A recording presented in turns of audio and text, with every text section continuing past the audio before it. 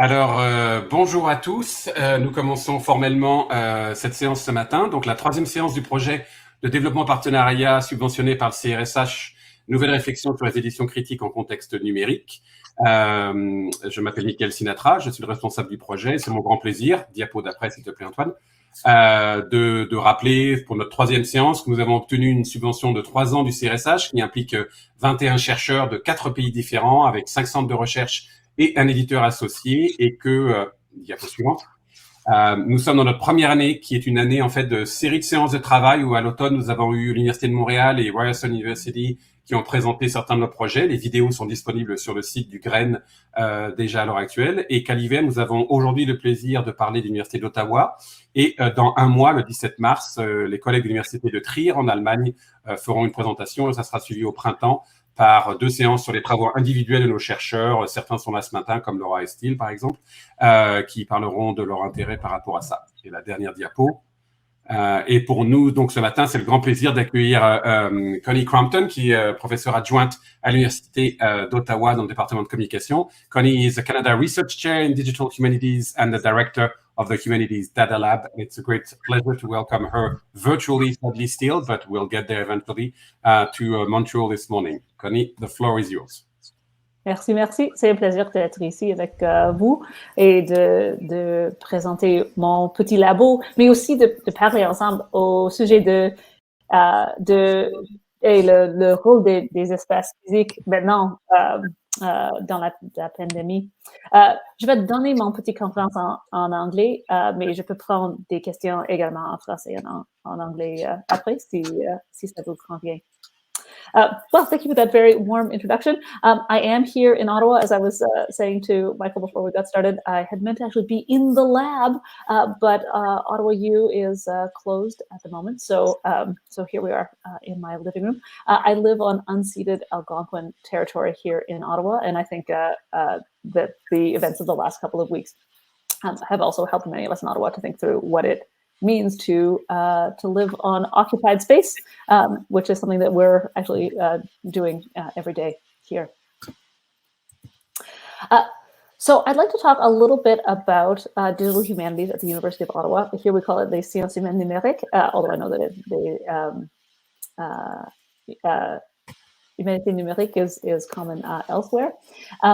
And to talk a little bit about my lab, our projects and our collaborations, including some of our inroads with this one and the new things that the work we'll be doing together will make possible. And then, I mean, I would love it if we have the time to talk a little bit about all the physical spaces that we're all occupying and what we think this might mean in a sort of like post-pandemic world.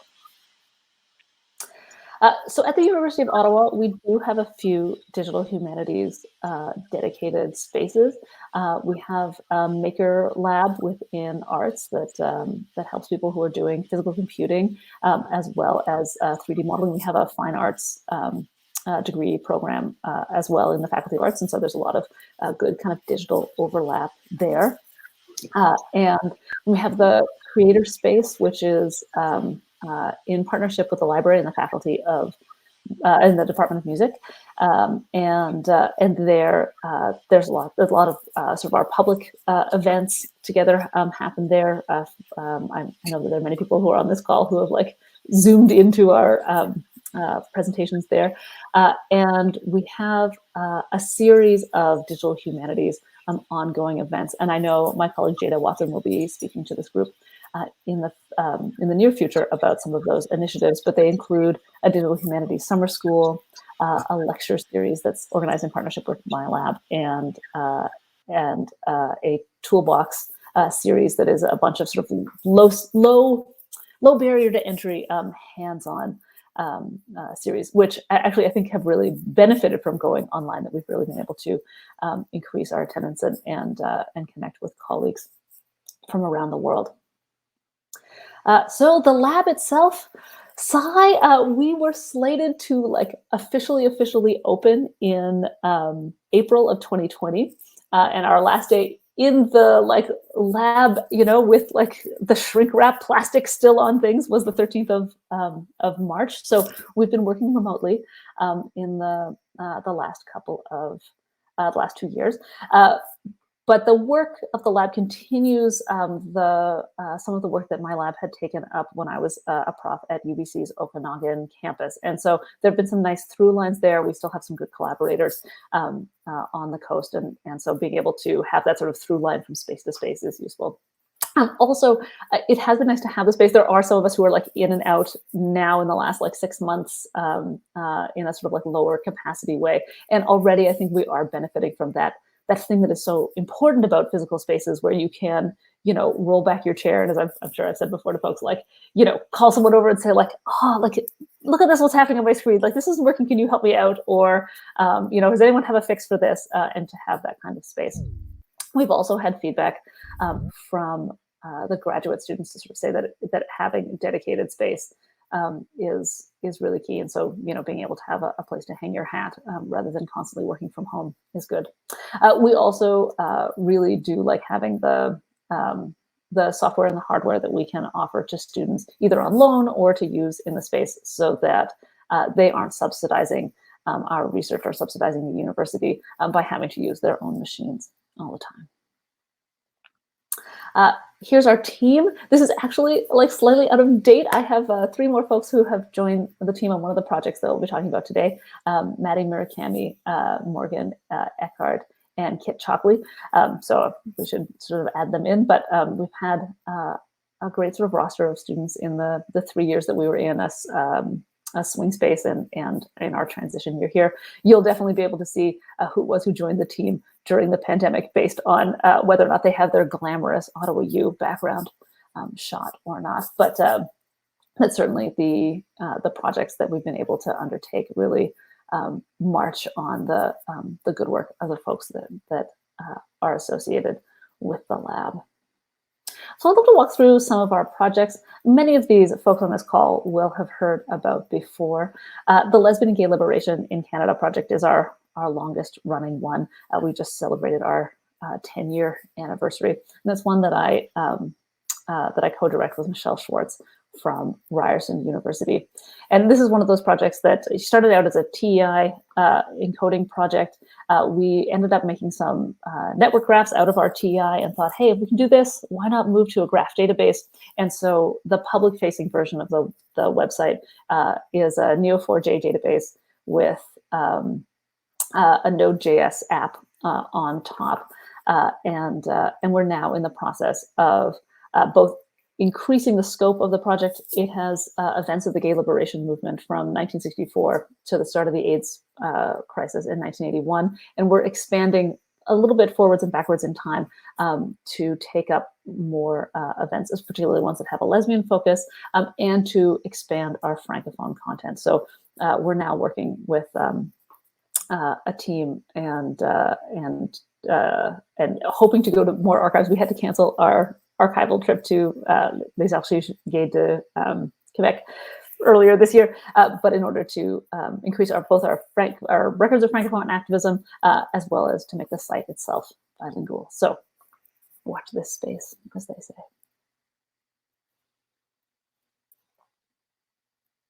We have a few other projects. We're really excited by the kickoff of this reflections project with Corinne and with Grin.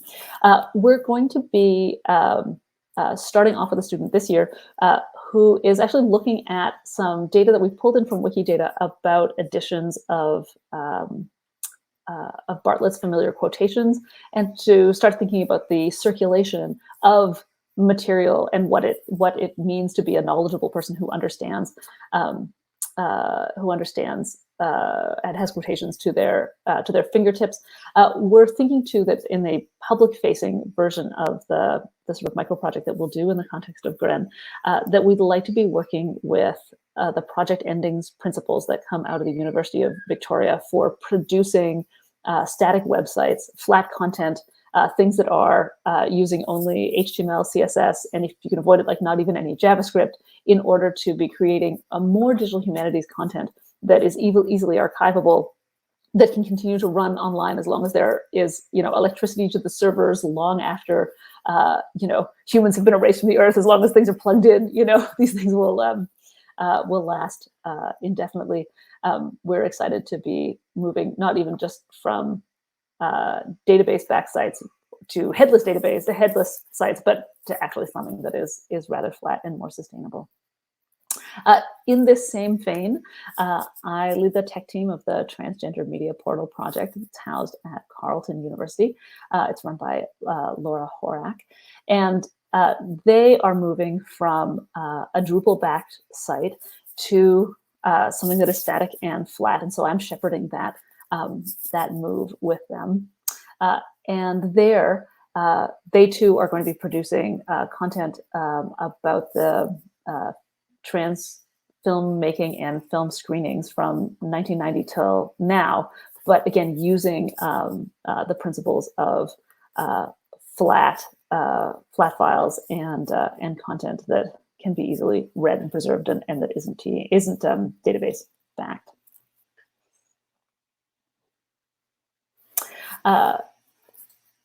The two of our last sort of three projects that I thought would be interesting to mention to the team is one that's run by Bridget Lenormand from Maastricht University called Reika Influx.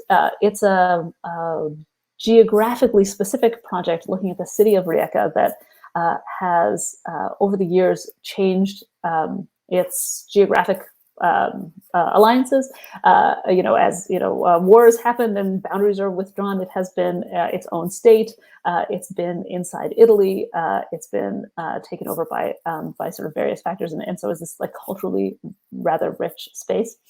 The Reika Influx team has created a number of apps, and their current one is a map app that lets people go through and have a look at the various places in time. In the lab, we've been working with folks there. The historians on the team are writing the marker content for the app, and we've been doing the named entity recognition inside that marker text description to pull out themes, to start to draw connections between places and times that might not sort of be immediately evident, and to connect those to Wikipedia and Wikidata to create a sort of richer environment in the app itself.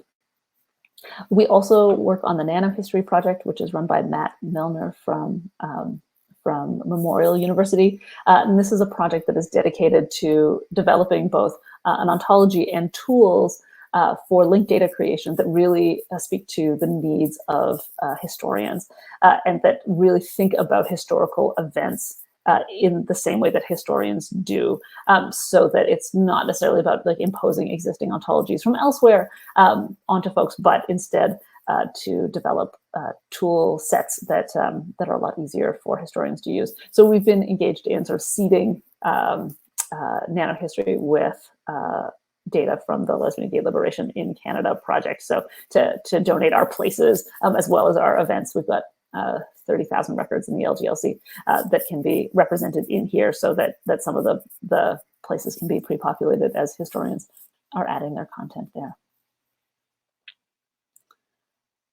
The last two I'll mention that we're working on in the lab, we're on the Linked project, which is the linked infrastructure for network cultural scholarship that Susan Brown runs. And it's a project dedicated to creating a national triple store for cultural linked data in Canada. And it brings together, many of the people on the call are on this project as well, folks from 14 universities donating data and then working on tools. And at the University of Ottawa, we're responsible for TEI conversion tool development and mapping TEI elements onto CDOC CRM, the ontology that the project is using primarily.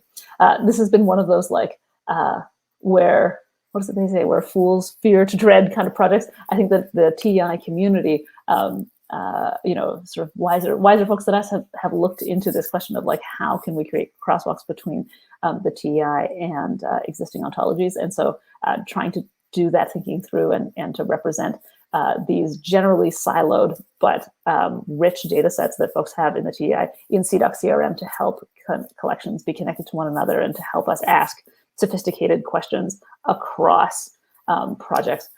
has been very exciting and animating for us in the lab. And last, but certainly not least, I'm a member of the Implementing New Knowledge Environment Partnership team, and I co-lead with Laura Estel, hi Laura, the training cluster that is studying how digital humanities training happens in Canada. And I think, this is something we'll certainly be doing more outreach about soon, in that there are so many of us who have come up through different methods and milieus of learning. We have folks in digital humanities who are who come from a library science background, who come from the humanities, who come from computer science. But then, of course, there are lots of us too who have done ancillary training through networks, through various workshop series, and that many of us too get training in these lab spaces. The CDH, which Jason Boyd runs at Ryerson University, was the making of me in terms of having this, sort of training space as I was going through school. Digital humanities wasn't something that you could take in terms of coursework, and now, of course, there are more places where you can, as a graduate student or undergraduate, get formal training. But what does that look like as we move across generations with these different training methods? So that's some exciting work that we'll be doing over the next 6 years. And so that's the work that's going on in the lab as a whole. One of the things that has sort of been a challenge just in this last year, in some ways, is that not having a physical space has actually worked out just fine. That we've moved a lot of the work that we do onto Teams and to Zoom, and we do all spend a good deal of time with one another, and we're starting to think through how best to transfer back into being in physical proximity with one another. We have students who technically work on lab projects, who are at Carleton, others who are at Ottawa U, and so it's a little bit more convenient to be in that physical space together. We also have folks who are in Saskatchewan and in British Columbia. And there's sort of a way in which there's been a pleasing sort of like flattening rather than a hierarchy of the folks who get the benefit of being there in person versus the folks who are remote. And so we're starting to think through how best to do these things as we make our plans to return in person. And on that note, Michael, I meant to clear this with you and I didn't, but I have a small plug. We are looking for a part-time administrative assistant in the lab. So if you know folks in the Ottawa area who might be glad of the flexibility of a part-time schedule and benefits and a 2-year contract with like tuition waivers and all those good things that come with working at a university, I do recommend, or I would love to ask if folks would help share that good word. And so that, in a nutshell, is the work of the lab, the projects that we're working on. My hope is that in the Q&A we'll have the chance not only to sort of like discuss labs in general, but to talk sort of specifically. I know there's so many people here who are working in lab context about how folks are thinking through that transition, either staying remote, going to be remote, or starting up labs, or going to sort of being back in person, or labs that will be remote in perpetuity. Well, that was a lot of ground in, I see, only 21 minutes. I hope we can have time for a good discussion. Indeed, that was great. Thank you, Connie. Very stimulating, and it's a great overview, and that's exactly the purpose of the meeting. For some of us knew about, and as you mentioned, some names are not just familiar with, but involved in the project that you outlined. But others are also discovering that. So I'll give folks to think about a question, and now looking at a multiple of screens. And I've tried to not ask Marcello the first question anymore in 2022. That's my new resolution. But he would like to speak nevertheless. So it's a bad habit die hard. So Marcello will begin. Yeah, we have to keep the traditions. It's important. Um, thank you very much, Constance. I really would like you to say something more about the relationship between physical and digital spaces, which is, I mean, which is something. It's a topic on which we, as digital humanists, we have already worked before the pandemic, and the pandemic is giving us a reason. I mean, it's even our colleagues are realizing that it is a topic. So, what about your experience? And it's interesting for you, interesting and perhaps depressing for some aspects. The fact that your lab opened just at the beginning of it. So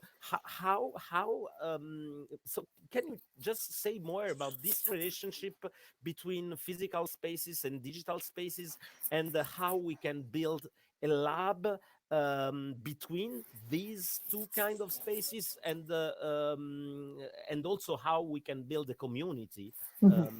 So thank you. My pleasure, my pleasure. I have all the thoughts. First about the value of the physical space, and then about the value that we've seen, in being able to move to a more virtual working environment. So definitely the values of physical space. I think one of the things that we found is key. I mean, which goes to those things that I think folks have in general sort of said it's easier to get to know one another, when you get to meet in person. But I have a caveat to that when we get to the digital side of things. I do also think the physical space has been useful when it comes to student training. Most of our projects are SSHRC funded. We have a little bit of support from Heritage Canada and CFI, but otherwise we really do have, with SSHRC, that impetus to be using the money to pay students and to train them. And I think too, for so many of us in the digital humanities, lab life was, sort of an important part of our formation. Like that, that's how we learned, and that the teaching and learning environment is a little bit easier in person, where folks can settle in, can stick it out, where people can do their hours in person. And so that when folks are jammed up, they're not jammed up alone, or like jammed up, at home and like stuck just like reading the internet, trying to solve the problems that they found. And so for training and for a little bit of that collegiality, we like having that space, as well as sort of that ethics of students not having to use and wear out their own, machines in support of our research. That said, the move to the virtual, one of the advantages is actually the freedom that has given people to live and work where they want to live and work. And so we are a more distributed team than we had originally planned to be, but that also means that there are some people who've been able to stay on the project who I think otherwise we might have like almost blindly been like, well, I guess you're moving away. Well, there we are, and instead we've been able to sort of to keep that expertise and collegiality. Where that's worked best is with folks who we have worked with physically in person before. And so I think if we did go with a long-term, more distributed model, we might even look into ways of, paying for folks to come to spend 2 or 3 weeks in the lab, to have like these sort of big reunion stretches, if that were possible with schooling and that kind of thing, that then people could get to know each other in person. I have a dear colleague, Jaggers Hodgson, who works at Royal Roads University. Do you know Jaggers? The best. We did our PhDs together. And Royal Roads, was sort of doing this distributed work and distributed learning like long before the pandemic. As universities everywhere had to sort of scramble, they already had a great system in place that involved residency for students for a little bit, and then distributed people distributing themselves back across the country, but having got to know one another. So I think we would really do that again. The other thing that has actually been an advantage is accessibility. I think we did, especially at UBC Okanagan, where my lab was like not virtual at all. It was like only local. It was only, people who could like come in person. It was, accessible in that sort of like basic, like we had elevators way. But I think we have hit on other types of accessibility that online has made possible, including working with students who are brilliant and but suffer from things like incredible anxiety, that actually being able to work from home and still just, meet together, 3 or 4 hours a week, is a lot sort of easier for them. And so, I mean, in terms of just, accommodating the needs of people who are doing brilliant work, that the physical space doesn't actually accommodate, makes a big difference to us. So we are sort of trying to think through, like, what would that model look like, where we could gear up our relationships, perhaps in person, and then allow people to be sort of more distributed, and what that might also mean, like, across time zones. And my hope is that working with Gren, we might be able to think these things through as we think about, like, so many, like, good colleagues who, have been at, say, UWM and McGill. I know there, are some folks who maybe be watching this, who are, back in France, and how do we sort of keep those good ties? That's my long-winded answer. That's great. Well, wait for another hand to rise. Maybe just a follow-up on that, because you kindly showed that picture when Stéphane Pouillot was visiting with me your lab back in February 2020, when there was just the yellow wall, and you said this will be where the data wall will be come back in 2 months. From the pragmatic aspect of some of the tools that you plan in your lab, not just the iMacs that we saw, the boxes on the floor that arguably students may be able to duplicate at home, because the power of laptops has grown in a way that it's not the same thing as, say, 10 years ago when Stéphane started his lab at McGill. He couldn't expect students to be able to run any kind of modelization on their own laptop. Nowadays, it would be easier to think of that. But other aspects such as data visualization, which you clearly made a good pitch because you get CFI money to do that. How have you readjusted from maybe not even unwrapping, or is that one on the wall at least now, or that between the pragmatics? But how have you led to rethinking your own project away from what was potentially a crucial part of that thought process? Are you missing it? Are you completely readjusted around it, or? I think at the moment we're like pining and like psychologically in expectation of like a return to the old ways. And so there's a way in which like we will have to rethink some of these things. And the two things that have been the most on hold in the last 2 years are archival research and some of this like larger scale visualization. So one of the things that, yes, you can't see the images, that we do have a sort of giant touch screen table, and we have a case for it. It's meant to travel. We have it like designed specifically so that we can take it around the university and sort of bring outreach for some of the material that we're doing.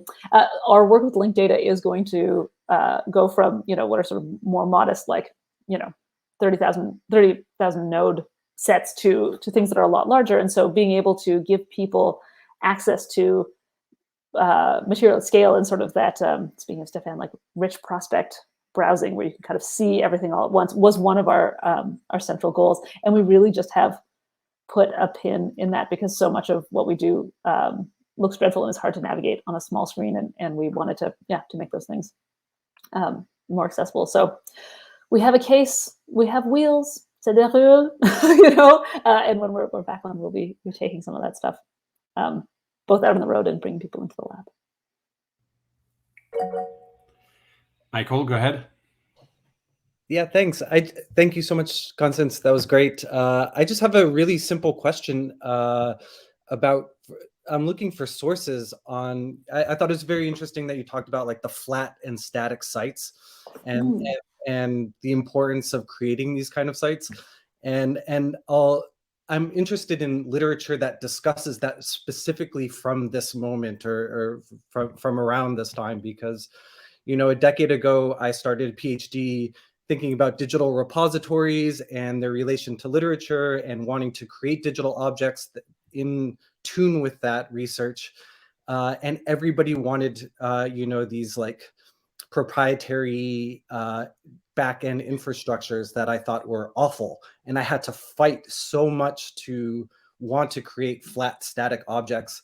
And I lost to my advisors, honestly, in wanting to do that. And so I'm just interested in the fact that people are resorting or thinking about flat static sites. Do you know what, this just makes me want to like hype the Endings project. So I was like pop this in the chat.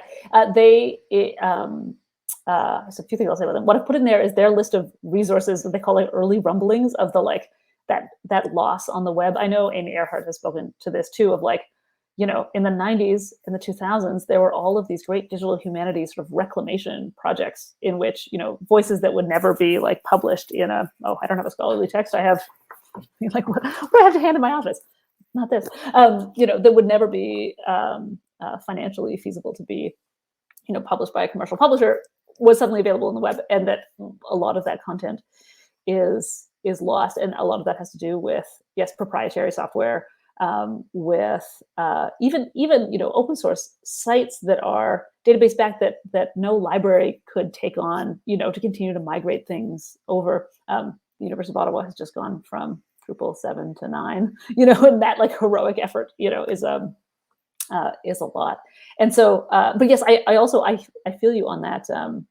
The fight to do something that is static, in that I think too, this can be a challenge in addressing some of our funders. I think Shirk is on board with this sort of thing, but I feel for, especially in Canada, CFI, who have innovation in their name, and I think in pitching work to them to say, we'd like to resort to some very stable standards that can easily be put in repositories, that can easily run forever, that can exist without their documentation, or that are self-documenting. Like, that doesn't sound very innovative or cool, but it is actually the way to preserve the cultural sort of objects that we're creating here. So that, like, yeah, the case makes itself. My goodness, I would say. Project Endings, which is run by Janelle Jenstad and Martin Holmes from the University of Victoria, do an excellent job of not just saying like, let's make the case. You know, they've gathered the material that says, you know, for years we've been saying this is a problem, and, you know, sounds like you were on that boat too. But rather, what are we going to do about it? And so some of their software package development has been around developing the code to create static search. And I think like that has been like one of the stumbling points, right? To make a static site that's like all HTML pages is just, it's all linked together, but you can't search it. The Project Endings code will index HTML pages and create, and you can customize, you know, how that runs, and create a JSON file that operates that operates behind the search, so that it's not searching against a database. And so it's also like, it's kind of like unhackable, right? There's nothing to get into. Either you could pull the whole site down or not, but it's all just flat files, and the JSON back search works in terms of the user experience like a dream. Like, it doesn't, you can't tell the difference. Oh, this makes me, I mean, if folks are interested in this stuff, let me see if there's one.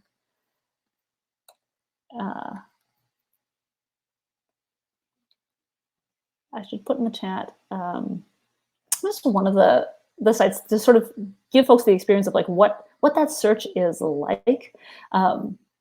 It's seamless. Like, you wouldn't know that it was static. Unless you tried it out, unless you yeah, you know, read the tech docs for it. I'll put this in the chat. And it allows for some nice sophisticated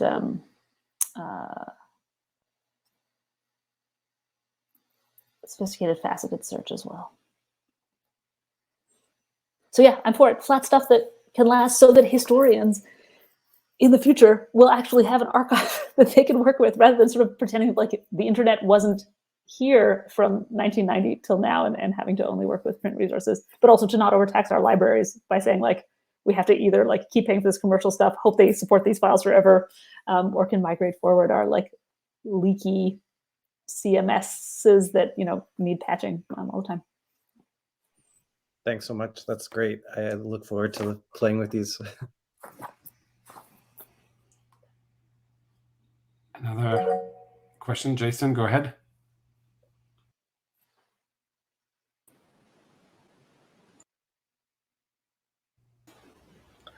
Yeah, I just wanted to follow up on that question, because it seems to me this is a really interesting dilemma in terms of project development, right? should we basically kind of think about project development as, starting off with very simple, stable, long-lasting work, and then maybe phase 2 is you build the fancy, interface visualization on top of it,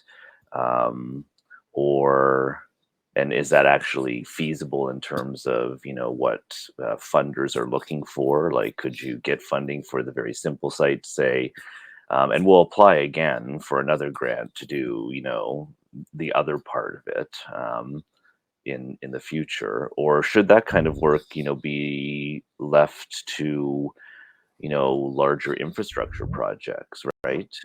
Maybe that kind of stuff shouldn't be done by individual projects, but it should be partnerships that build a kind of suite of tools that can leverage, that very simple, stable kind of content. And it'd just be interesting, given your experience across multiple projects, do you see a sort of ideal pathway to deal with these particular problems?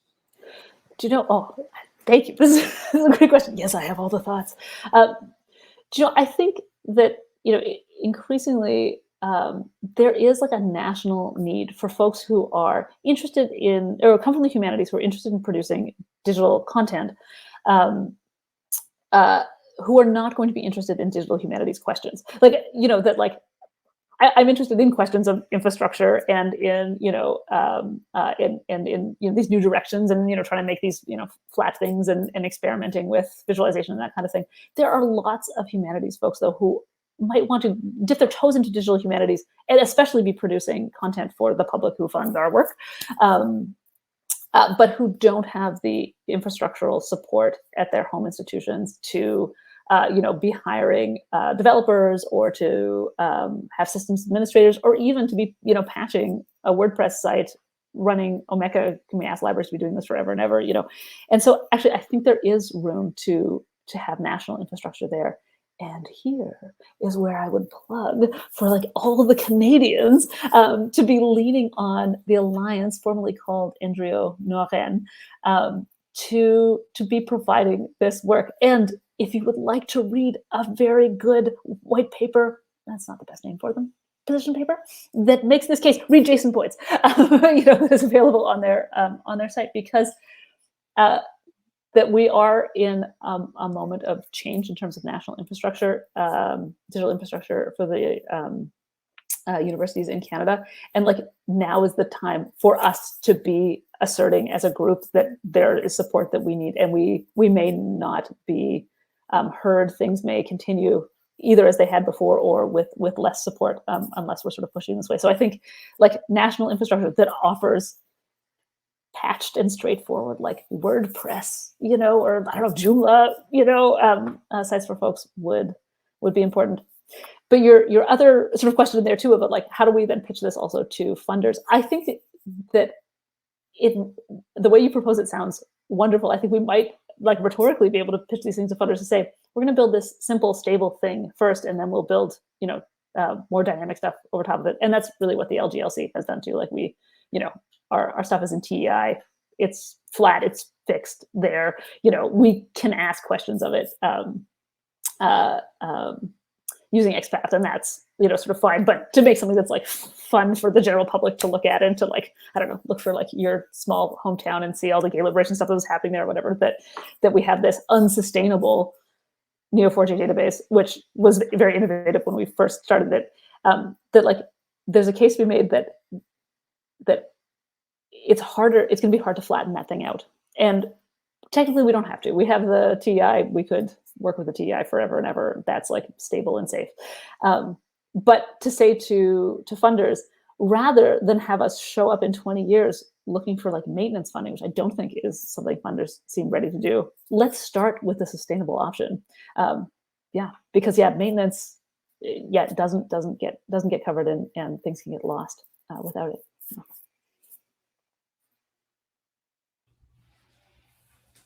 Thanks. That's a great question, a great answer. I'm just looking at the hands, and I'll just ask something else myself. In terms of collaboration, looking back at the the 10 years that you mentioned for the Gay and Lesbian Archival project, and thinking about our sort of group interest in sort of critical editions, collaboration, remote, and all that. Have you had some uptake, or have you noticed in the course of 10 years, other people reaching out in different ways? So I'm not talking like, links and other things where you're already self-involved, but people really just going like, oh, I'm doing this project somewhere else, and, would there be ways for me to, was, your API open, or other different things? Has there been that kind of visibility, because it's quite, a visible project in some ways? Or do you still see kind of the silo in the 10 years that you've been working on that project very much in place, outside of you and Michelle presenting your work at different conferences and that kind of aspect? So more maybe the collaboration and the, kind of sudden email pouring, that might be coming your way, or Michelle's way. Here's where I want to say something out, and then I hope I will get pats from Marcello. One of the things that we don't do through the web app is track users. So we're not checking who's coming in and who's doing that, who's clicking on the site and where they're clicking from. And we have had uptake though, and so we'd know a little bit about our impact from people reaching out to us. So the site is used now as for training in, oh no, I forget the department, a government department, one of the health ones. And one of the things that has spurred us on to move a little bit faster on making the site itself bilingual is not just to live up to our name, Gay and Lesbian Liberation in Canada, but can you say you're making a Canadian thing that is just in one of the two official languages, but also to make it even more useful as a training resource, especially in government where things have to be, sort of equal weight. You can't use one resource that's huge and one resource that's smaller in the other language. So we're working on that, and we know we have some reach because we do get media requests and that kind of thing every now and again. That said, in terms of people reaching out for data reuse, we haven't had that. So we haven't had folks sort of saying oh, could we use this subset of the data? Could you send it to us in this format? Or, could we take up this small part of the project where we would like to really research something in Edmonton? And part of that has to do with the fact that I certainly haven't done a lot of outreach outside of the digital humanities. So that some of those connections could certainly be made with, I think, more engagement with, or could you pull this out from the database for me? It would be interesting to see. And this, I think, will be one of the questions for the Links project too, because it really is a project that is designed to de-silo and connect, hundreds, thousands of data sets and give people different tools for engaging with them. And that my hope is that will kick data reuse and cross-project discovery and exploration sort of into high gear in Canada. Thanks. Now, I mean, that's interesting because there's always still a bit of that legacy in some ways that Jason's questions about, how do we start about, working on project also makes me think about that notions of the proprietary nature of data, I either digitize or I entered all the, the TI code on that kind of things. And you came along and you just, do that nice fancy visualization. I feel like, even with due credit, people are a bit shy, and it's that kind of, how do we work? Last week in my, a couple of weeks ago, Jeffrey Rockwell, came to class virtually, and we were discussing notions of collaborations, and kind of the difficulty. I love that picture that you have of your lab, because a lot of, there's not too many people with beard, there's young generation, kind of, you can see people getting interested. But that's in some ways my next question is, most of these are in the minor, or are they, they just look young, or did they come and they kind of get involved for a little while more as a kind of, I saw an ad for an area position and I would have gone to the, journalist department, but yours was closer, or whether just genuinely, this is fascinating and I've always wondered. So what is a bit of your student population? Is there a Taipei, U of O students who's just getting on very excited, or they just come and go? How do you, engage that next generation to think also in those terms? I must say we have an inbuilt advantage at the University of Ottawa because we have a minor in digital humanities. And so that means that there's a chance for students to get to know the digital humanities, faculty, to sometimes hear about their projects. Also, I know in the first intro class, one of the things that we do is we have like whomever is teaching it will say like, you're going to find out what digital humanities is here, but don't take my word for it. So come to the DH toolboxes and come to these, so they get to know the other folks who are doing digital humanities, even if they're not teaching. And so that helps make some of that connection in terms of hiring people. And then I like teaching those classes in that, is this like good to say with the recording on? It does let me sort of like hand pick, folks who you might sort of say, would you like a job in this?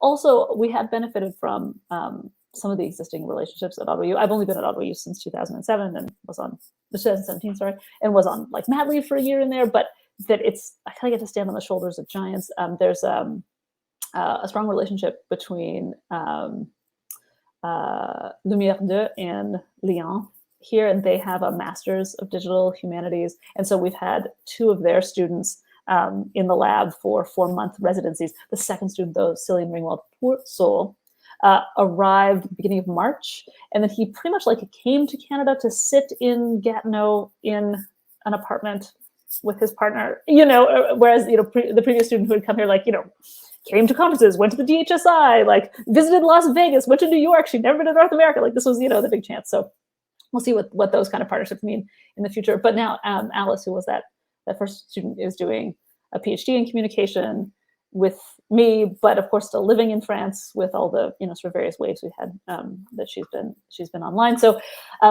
so I think definitely having teaching in the field at Ottawa U has helped sort of populate the lab. I'm sure it is more challenging in institutions where there are one-off digital humanities classes, or there isn't a master's or a undergrad option.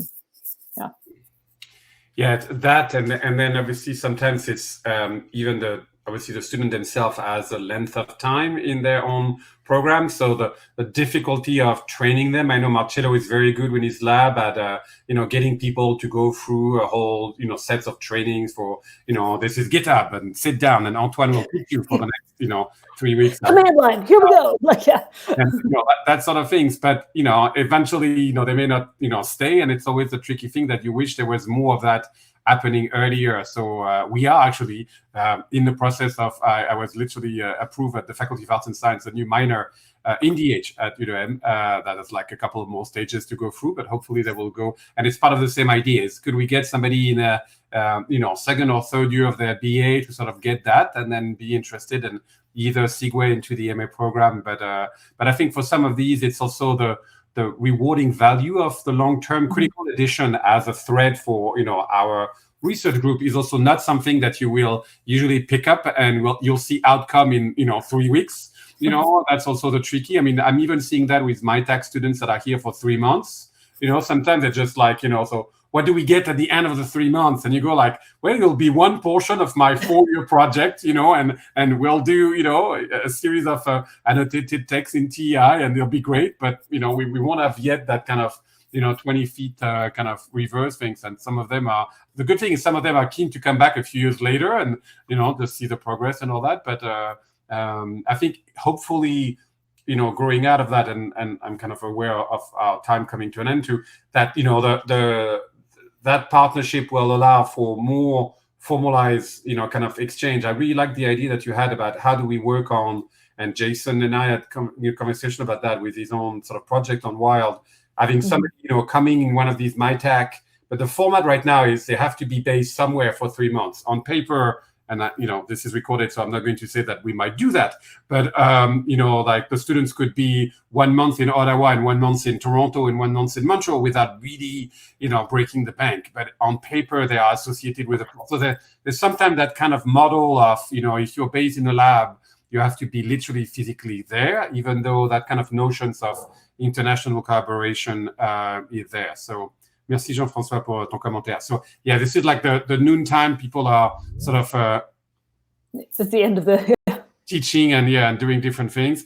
So I want to thank you, Connie, again for sort of your presentation this morning. It was great to have that overview of the project. The recording will be made available to all our members so that we can sort of have feedback from them. Did I crash? I look like I'm about to crash. But we've got a next meeting, if you can still hear me, on March 17th. I'm frozen, so I don't know whether I'm speaking in the void. But if I'm not, it was great seeing you all this morning, and see you, next month. This was a real pleasure. Thank you. Bye. Cheers.